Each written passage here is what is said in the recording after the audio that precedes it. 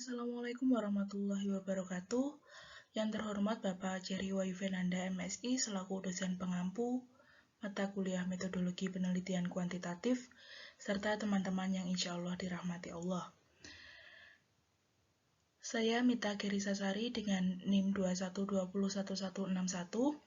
Hari ini saya akan mempresentasikan proposal penelitian saya dengan judul Pengaruh Metode Pembelajaran Ceramah dan Diskusi terhadap Hasil Pembelajaran Fikih di MTS Al-Mutakun Wates. Latar belakang saya mengambil judul penelitian ini adalah masalah yang sering ditemui di sekolah adalah rendahnya hasil belajar siswa. Sebenarnya, hasil belajar siswa sangat penting bagi seorang guru karena dengan mengetahui hasil belajar siswa, guru dapat mengetahui siswa mana yang bisa melanjutkan pelajaran ataupun yang tidak. Hasil belajar siswa juga dapat membantu guru dalam mengetahui apakah metode yang digunakan sudah tepat atau belum. Penggunaan metode pembelajaran yang tepat dapat memberikan hasil yang positif bagi peserta didik. Dan dari sekian banyak metode pembelajaran, metode ceramah dan diskusi adalah metode yang paling umum dipakai oleh para guru. Pembelajaran yang dapat meningkatkan hasil belajar siswa yang baik yaitu pembelajaran yang bisa menciptakan suasana belajar yang menyenangkan, dapat menarik minat dan perhatian siswa, serta dapat memotivasi siswa untuk senantiasa belajar dengan baik dan semangat. Dari latar belakang tersebut, menghasilkan rumusan masalah yang pertama adalah apakah dengan diterapkannya metode pembelajaran ceramah dan diskusi bisa berpengaruh pada hasil belajar siswa. Kemudian yang kedua, apakah dengan perbedaan yang signifikan terhadap hasil belajar siswa, apakah ada perbedaan yang signifikan terhadap hasil belajar siswa antara menggunakan metode pembelajaran diskusi dan metode pembelajaran ceramah? Selanjutnya, tujuan dari penelitian ini adalah yang pertama, untuk mengetahui apakah dengan diterapkannya metode pembelajaran ceramah dan diskusi berpengaruh pada hasil belajar siswa. Kemudian yang kedua adalah untuk mengetahui apakah ada perbedaan yang signifikan terhadap hasil belajar siswa antara menggunakan metode pembelajaran diskusi dan metode pembelajaran ceramah. Hipotesis penelitian merupakan dugaan sementara terkait hasil penelitian yang akan dilaksanakan. Secara umum, hipotesis dibagi menjadi dua, yaitu HA dan HO. Suatu hipotesis sangat diperlukan mengingat keberadaannya yang akan dapat mengarahkan penelitian. Dalam penelitian kali ini, peneliti akan berupaya melakukan pembuktian terhadap suatu hipotesis untuk diuji kebenarannya dan dapat diajukan hipotesis sebagai berikut. Yang pertama, hipotesis alternatif atau HA dari penelitian ini adalah 1. Terdapat pengaruh yang signifikan antara metode ceramah dalam pembelajaran fikih dengan hasil belajar siswa MTS Al-Mutakun Wates.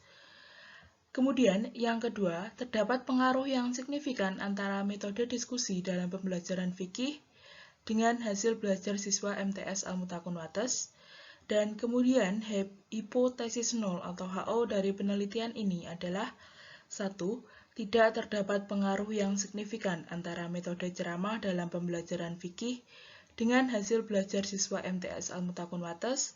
Dan yang kedua, tidak terdapat pengaruh yang signifikan antara metode diskusi dalam pembelajaran fikih dengan hasil belajar siswa MTS Al-Mutakun Wates.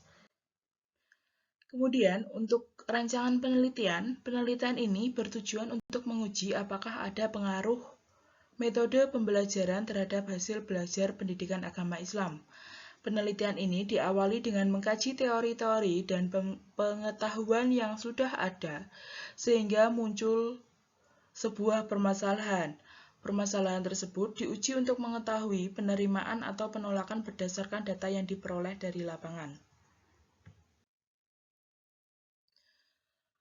Untuk variabel penelitian, yang A adalah variabel bebas atau X, variabel yang variasinya mempengaruhi variabel lain. Dalam penelitian ini, yang menjadi variabel bebas yaitu metode pembelajaran, dengan subvariabel adalah Satu, metode ceramah, yang kedua adalah metode diskusi. Untuk variabel terikat atau Y, yaitu variabel yang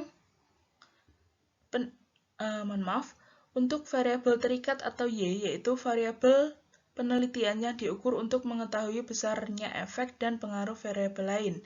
Dalam penelitian ini, yang menjadi variabel terikat atau Y adalah hasil belajar pendidikan agama Islam.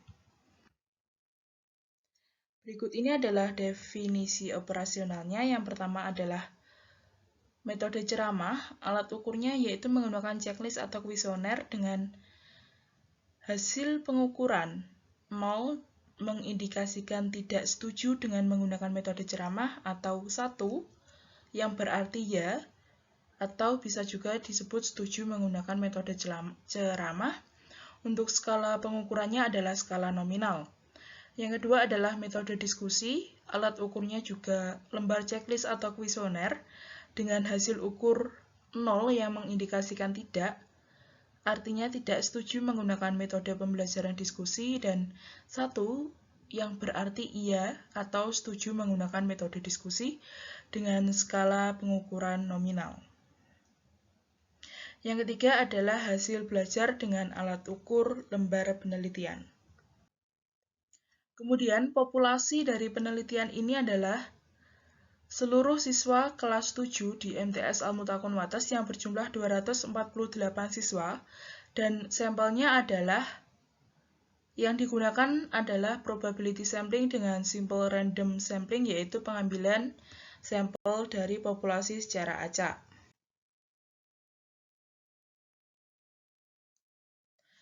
Kemudian, untuk instrumen penelitiannya adalah seperti berikut.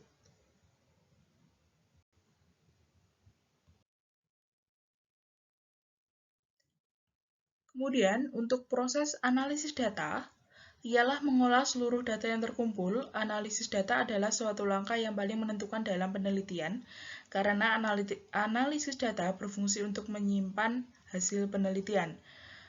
Pada penelitian ini, peneliti menguji yang pertama adalah uji instrumen yang berupa uji validitas dan uji reliabilitas.